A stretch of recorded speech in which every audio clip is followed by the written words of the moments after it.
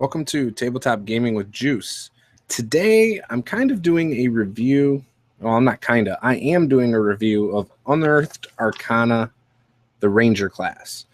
Now, before jumping into this, I will say this is just a test, like a beta test of a new version of the Ranger from level 1 through 5. They are saying supposedly it's not going to wipe out the old Ranger from the player's handbook. If anything, it would be a different type of Ranger. And right now, again, it's just in beta. If they get enough good feedback, they might implement it in a future product of theirs. But I don't see that happening. The initial reaction across the internet has been pretty negative. I've been hearing people say it's overpowered and not balanced and things like that. And, well, some people might have a point. Some people might be jumping to judgment. I'm going to break it down for you part by part. So what I'm going to do is I'm going to go and screen share so you guys can follow along. And if you guys aren't familiar with the Unearthed Arcana series, if you go over to the Dungeons & Dragons website, you look up their articles, you can sort by types, change that to Unearthed Arcana, and the latest one is the Ranger. They've done psionics, they've done modern magic, and plenty of other things. So go check that out. It's also a great place to go get your players' companions and things like that. So I'm jumping into it. So here we go. Screen share so you can follow along. All right. So here we are. Now, I'm going to zoom out. It's probably going to be really small on the screen. You probably won't be able to see it that well, but you'll see kind of what I'm talking about, and you can go download this if you want to follow along that way. Now, skirmishers. Now, one of the things they said they were trying to do is take the Ranger back to its roots, the type of character it was in previous editions. And I feel like this is more powerful than that. In fact, I've always kind of felt like in second edition, I felt the fighter was better than a ranger, and I felt like the barbarian was better than fighters and rangers. This to me feels like it's a little bit in between a ranger, or I mean, in between a fighter and a barbarian when it comes to power levels. And in some aspects, it's better than both. So with that said, they talk about the different types you can have. Skirmishers. They avoid direct confrontation in favor of sudden deadly attacks that leave an opponent without the chance to make an effective counterattack. The idea is basically that you would attack first, try to kill them right away, and then that way you don't have to worry about it. Key mechanics, and it lists some, and I think this is kind of cool how they do that. But anyways, wanderers are the second type.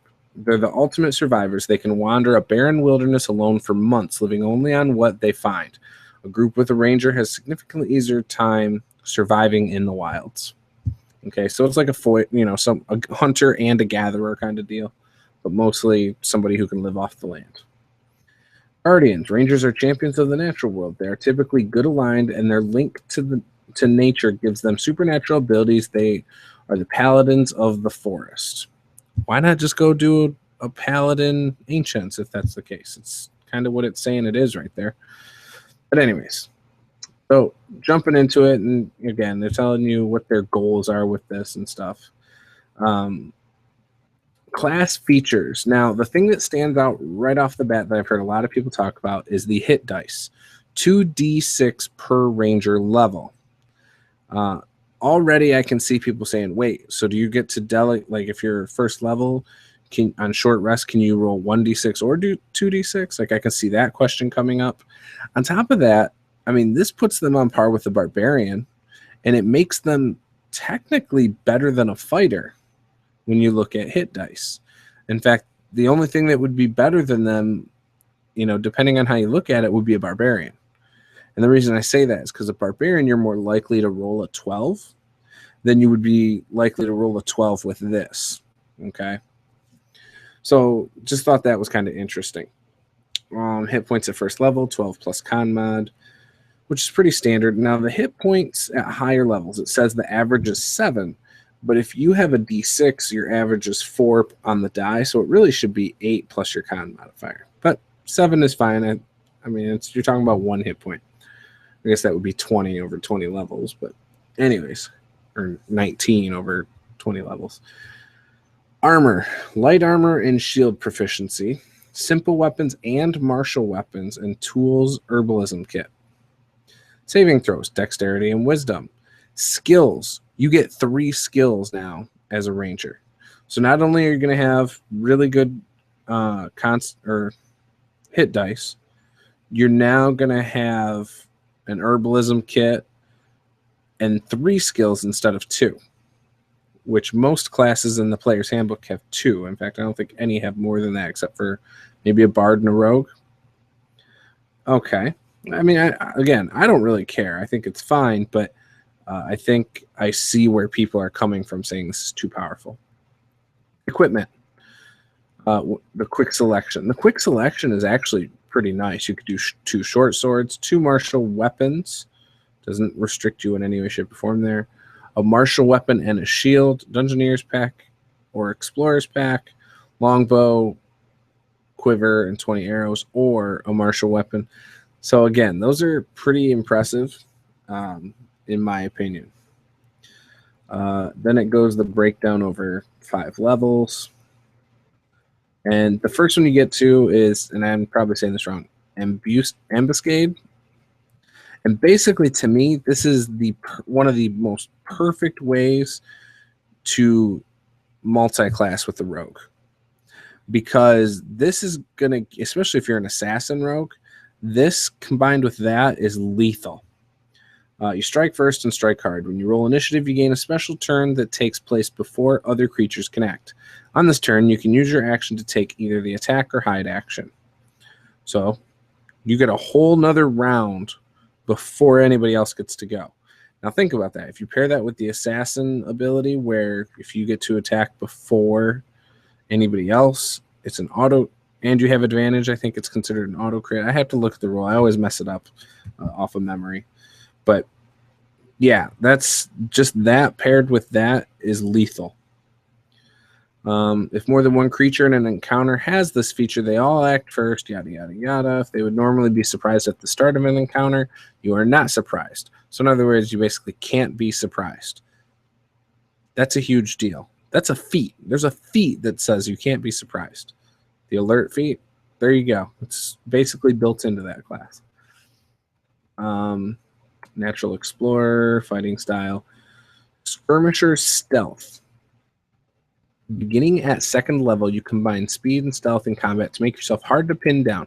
You are difficult to detect even if you attack, or otherwise take actions that would normally reveal your presence.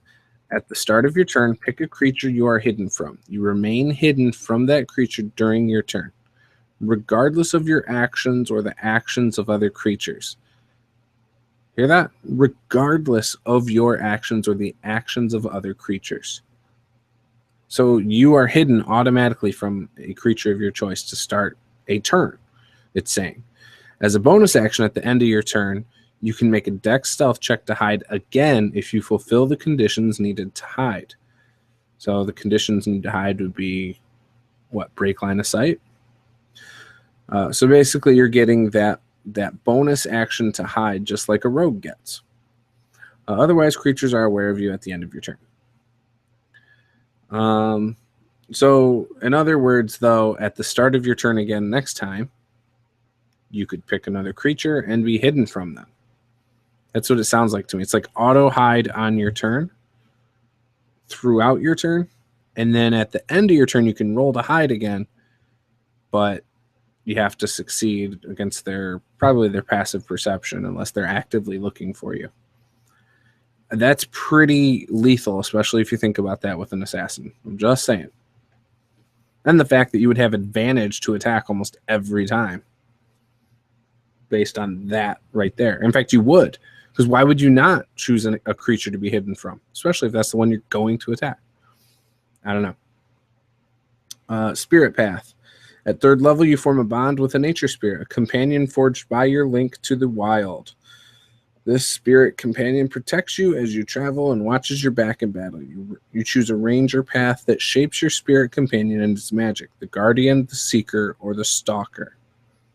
Your choice grants you features at 3rd level and again at 7th, 11th, and 15th. The thing about that is this only goes up to 5th level, so there isn't a 7th, 11th, and 15th level associated with this yet. Interesting. So Spirit Companion, it breaks that down. It takes its turn on your initiative, so it's not much different than the Beastmaster stuff.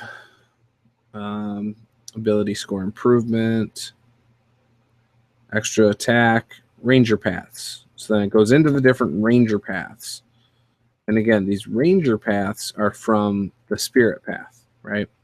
So you can choose Guardian, Seeker, or Stalker. So Guardian, path by the Guardian, you protect the natural world from creatures that would despoil it, even as you engage with the common folk you rely upon at nature's bounty to survive. You patrol the pathways through the wilds, keeping them clear of bandits and rampaging monsters, even as you keep careful watch on how civilized realms interact with the wilderness. Those who take more than their fair share, clear-cutting forests, or hunting for sport rather than survival, risk your wrath. When your spirit companion manifests, it takes the form of a brown bear. Guardian Shroud.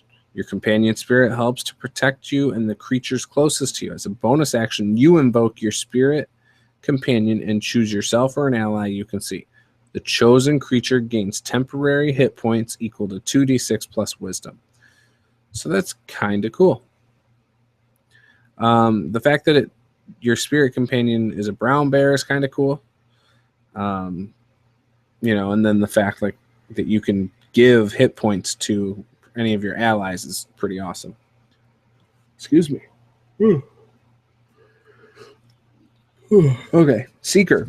By taking up the Seeker path, you are drawn into the unknown wilds, far from civilization, in search of lost treasures, forgotten evil, and sites of primal magic. You understand that the trackless wilderness can harbor many secrets. Some of those secrets, such as a lonely oasis providing water to a desert realm, must be protected. Others, such as an ancient idol infused with the foul magic of the demon worshippers who crafted it, must be destroyed before their evil awakens once more. When your spirit companion manifests, it takes the form of a giant eagle, which is cool. Your companion spirit lends its sharp combat senses to you and your companions. As a bonus action, you invoke your spirit companion and choose a creature you can see. Until the end of your next turn, all attacks made against the chosen creature have advantage. So that's cool. Again, if you are a rogue, or you have a rogue in the party, you can grant them advantage just by picking a creature anywhere, that you can see, basically. So that's amazing. Again, you're giving your people extra damage dice if there's a rogue in the party or if you are. So awesome right there. Again, the way I was reading this, all I kept thinking is, wow, this really benefits a rogue assassin or a rogue in general because of the sneak attack damage and the way that works. Obviously this would benefit anybody in a lot of impactful ways, but think about it. You got a paladin who's going to pop up and use his smite ability. Well, now he has advantage. Pretty much anybody who can deal some major damage, getting advantage is big. So, anyways. Stalker. So this is the last one. As a ranger of the Stalker path, you prowl the wilderness in search of aberration fiends and other monsters that must be slain before they wreak havoc on the natural world. You are the power of nature's vengeance made manifest, and anything that poses a threat to nature is your target. When a powerful creature such as a dragon threatens a region, a ranger of the Stalker path leads the hunt that will take it down. Like others of your kind, you do not rest until your quarry is dead and the natural world is safe. When your spirit companion manifests, it takes the form of a dire wolf. That's pretty cool. Again, these are like 3rd level too, so it's not like you have to wait forever to have these pretty cool creatures. I think the brown bear is probably the coolest, but the dire wolf is pretty sweet too. Your companion spirit lends the strength of its deadly bite to you for one of your companions. As a bonus action, you invoke your spirit companion and choose yourself or a creature you can see. The next time the chosen creature hits with a weapon attack, the target of the attack takes extra slashing damage equal to 2d6 plus your wisdom modifier. So, pretty much every turn, you can get an extra 2d6 damage. That is the equivalent of extra attack for a great weapon fighter. Well, yeah, great weapon fighter. A maul, a great sword. And you can, there's no limits on it. It doesn't say you can only do it once per day or anything. You can do this every turn and just attack as yourself. That's huge. Absolutely huge. So this guy's the new Ranger is a damage monster. Like, it just dishes out damage. And not that that's bad. I think it's cool. I think it adds something to it. I don't think, if they go through with this, unless at higher levels the advantages of taking this are very minimal, I think you're going to have some issues, and it's going to be too much. I think this is almost on par with the Druid Circle of the Moon at early levels. I think this is almost on par with the Rogue Assassin. I think in combination with the Rogue Assassin, it's incredibly tricky to handle as a game master or dungeon master. But I do think it's cool. This would be a class that I think would fit into that role of, hey guys, we're going to play a campaign and everyone is going to be the same. Like, we're all going to be this class. That would be cool. And you could probably throw some really powerful stuff at these characters at low levels. And I think this would be cool in that regard. I don't think it's on par with the other classes at low levels. I think it blows the current Ranger in the Player's Handbook out of the water. I think it's slightly better than the Fighter, depending on what your concept would be. And I think it's probably on par with a Paladin. If I'm just looking at it, maybe just slightly not as good. The difference is a Paladin can only do smite and things like that only so many times a day, whereas this guy can always do, for example, that extra 2d6 or advantage. There weren't restrictions on those. Not like, oh, you can use this ability once per day, or equal to the amount of hit dice you have, or equal to this wisdom modifier, or whatever. And so I think they messed up there. I think they should have put limits on some of those. And if they would have done that, I think it would have been okay. I think it would have been, a little bit better than some of the classes, but it would have been on par enough that I don't think people would have freaked out. I think the first thing that stands out that has everyone freaking out is that 2d6 hit dice. And if you don't like it, you can always just make it the 1d10 or make it 1d12 or, 2d6 minus 1. I don't know. Then you're kind of defeating the purpose, but, whatever you guys feel like doing. But I think it's cool. I think it would be something that if I had a player that had a concept that was based off of those and I thought that was the best way to go, I'd say it's fine. So anyways, those are my thoughts on D&D's 5th edition Unearthed Arcana for September, I believe. It doesn't put a date on there, but for September or whatever. And it's the Ranger class. So I'd love to hear your thoughts. If you've checked it out, be sure to let me know in the comments below. Tell me what you think. If you disagree with any of my opinions, if there's anything you would do different about the class, whether you scale certain things up or down, let me know. I would probably, if anything, scale a couple things down, but like I wouldn't give my players 3 choices of skills. I think a lot of that stuff is fine when you just look at it, but when it's in combination with all the other things that I think are better than other classes, that's where you start to have a problem. So with that, I'm signing out. I hope you guys enjoyed this. Be sure to like, comment, subscribe, share this with your friends, and go pick up D&D's Unearthed Arcana for the Ranger. It's free over on the Wizards of the Coast Dungeons and Dragons website. Thank you guys. I'll talk to you guys next time.